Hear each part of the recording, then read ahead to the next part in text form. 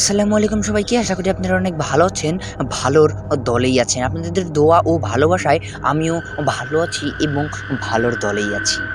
আপনাদের দোয়া ও ভালোবাসার কারণেই আমি প্রতিদিনকার মতন আপনারা আমাকে ভালোবাসেন এবং আমি আপনাদেরকে ভালোবাসি বলেই প্রতিদিন একটি করে ঘটনা নিয়ে আসি আপনাদের জন্যই। সেই এই ঘটনাটা সেই আমাদের আগের দিনের সমেশপুর এলাকার রিফাত ভাইয়ের চতুর্থ পর্ব নাম্বার ঘটনা। রিফাত ভাইয়ের চতুর্থ নাম্বার সমেশপুর এলাকার চতুর্থ নাম্বার ঘটনাটি নিয়ে চলে আসলাম। আপনাদের দোয়া ও ভালোবাসার কারণেই আমি প্রতিদিন একটি করে ঘটনা নিয়ে আসি। চলে যাব সরাসরি ঘটনায়। আর আর একটা কথা বলি, আর একটু কথা বলতে চাই। কথাটি হচ্ছে, আপনারা যারা ১ থেকে ৩ নাম্বার পর্ব পর্যন্ত শোনেননি, যারা ১ থেকে ৩ নাম্বার পর্ব পর্যন্ত শোনেননি, শুনে আসবেন। যারা সরাসরি ৪ নাম্বার পর্বটি শুনছেন, সরাসরি ৪ নাম্বার পর্বটি শুনলে বুঝতে পারবেন না। যারা সরাসরি ৪ নাম্বার পর্বটি শুনছেন, সরাসরি ৪ নাম্বার পর্বটি শুনলে বুঝতে পারবেন না। তাই অনুরোধ রইল, ১ থেকে ৩ নাম্বার পর্ব শোনার পরে তারপরে ৪ নাম্বার পর্বটি শুনবেন। তাহলে পুরো ঘটনাটা আশা করি আপনারা বুঝতে পারবেন। আবারও বলছি, ১ থেকে ৩ নাম্বার পর্ব শুনে তারপরে ৪ নাম্বার পর্বটি শুনবেন। তাহলে পুরো ঘটনাটা বুঝতে পারবেন। চলে যাব ঘটনায়, কথা বাড়াবো না, সরাসরি ঘটনায় চলে যাচ্ছি। আর ঘটনায় যাওয়ার আগে আমি আরেকটা কথা বলি। কথাটি হচ্ছে, ঘটনার শুরু থেকে শেষ হওয়া পর্যন্ত কোনো ভুল হলে, শুরু থেকে শেষ হওয়া পর্যন্ত এর মধ্যে কোনো ভুল হলে ক্ষমার দৃষ্টিতে দেখবেন। আবারও বলছি, ঘটনার শুরু থেকে শেষ হওয়া পর্যন্ত এর মধ্যে কোনো ভুল হলে ক্ষমার দৃষ্টিতে দেখবেন। চলে যাচ্ছি সরাসরি ঘটনায়।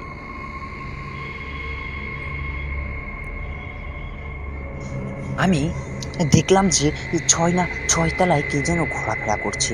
সেটা হচ্ছে ওই লাশকাটা ঘর। লাশকাটা ঘরের মধ্যে যেই মানুষগুলো রাখা হয় ২০ দিন পরে, সেই মানুষগুলো ঘোরাফেরা করছে। আমি মনে করলাম যে এটা কেমনভাবে সম্ভব, আর এটা কি আর কেউ দেখেছে? তাই আমি মনে করলাম যে আমার বাবার কিংবা দাদার আমলে যারা এই প্রতিষ্ঠিতর আগে যারা অনেক বড়, তাদের কাছে আমার শোনা দরকার যে এই ঘটনাটা কেমন। তখন আমি তারপরের দিন সকালে ভোরে উঠে চলে গেলাম আমার এক সম্পর্কে দাদু হয়, দাদুর কাছে গেলাম। যাওয়ার পরে সে আমাকে দেখে বলল, "কী রে, তুই এত সকালে?" আমি বললাম, "হ্যাঁ, এসেছি, একটা দরকার ছিল।" বলে, "আমার কাছে আবার তোর কী দরকার?" বললাম, "কত কিছু থাকতে পারে না, আমি কি তোমার কাছে, আমি তোমার নাতনি না, আমি তোমার কাছে আসতে পারবো না?" বলে, "হ্যাঁ, অবশ্যই আসতে পারবা, অবশ্যই আসতে পারবি।" সে আমাকে এটা বলল। সে আমাকে অনেক আমার অনেক আদর করতো। সে আমাকে অনেক আদর করতো। তখন বললাম যে, "আচ্ছা, তাহলে আমরা একটু ফাঁকা জায়গায় গিয়ে কথাগুলো বলি।" বলে, "কেমন কথা?" আমি বললাম যে, "চলো, তারপরেই বুঝতে পারবে।" তখন তার সাথে চলে গেলাম তাদের বাড়ির পিছনে বড় একটা পাকা করা একটা স্থান আছে, যেটায় ওই পাকা করা স্থানটা তারাই করেছে। তাদের বাড়ির পিছনে একটা বাগান আছে। তারা মাঝে মাঝে ওইখানে গিয়ে বসে এই কারণেই তারা ওখানে গিয়ে ওই স্থানটা করেছে। তখন বলল যে, "চল, তাহলে ওইখানে যাই।" বললাম, "হ্যাঁ, চলো।" তখন সে আমাকে নিয়ে চলে গেল ওই পাকা করা স্থানে, নিয়ে বসলো। বলে, "এখন কি বলবি বল?" তখন আমি বললাম, "আচ্ছা, কথাটা হচ্ছে, ওই যে আমাদের এলাকায় একটা হসপিটাল হয়েছিল না?" বলে, "হ্যাঁ, হসপিটাল তো হয়েছিল।" বলে, "আচ্ছা, ওইটা তো আপনারা তো অনেক আগে থেকেই জানতেন, মানে ওইটা শুরু থেকেই, যখন হসপিটালটি তৈরি হয়েছে তখন থেকে আপনারা ছিলেন?" বলে, "হ্যাঁ, আমরা তো ছিলাম।" বললাম যে, "ওই হসপিটালটা একটা কারণে বন্ধ হয়ে গেছে।" বলে, "হ্যাঁ, একটা কারণে?" বলতে, ওই হসপিটালের একটা ডক্টর, তার ঘাড়ে ছিল প্রেতাত্মা ছিল।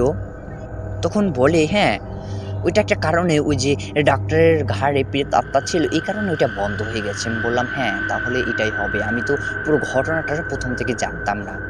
বলে, "কী বলিস?" আমি বললাম যে, একটা কারণে ওইটা বন্ধ হয়ে গেছে এইটুকু শুনেছি, কিন্তু কারণটা কী সেটা আমি জানি না।" বলে, "ও আচ্ছা।"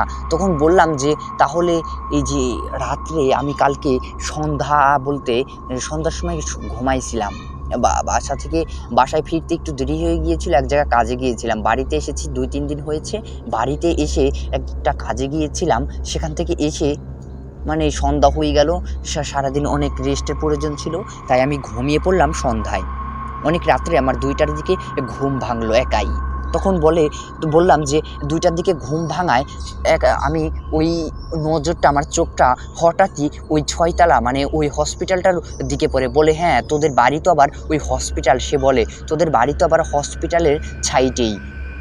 বললাম হ্যাঁ আমাদের বাড়িটা তো আবার হসপিটালের সাইডেই। বলে ও হ্যাঁ তোদের বাড়িটা আসলে হসপিটালের সাইডে, তুই ভয় পাস না।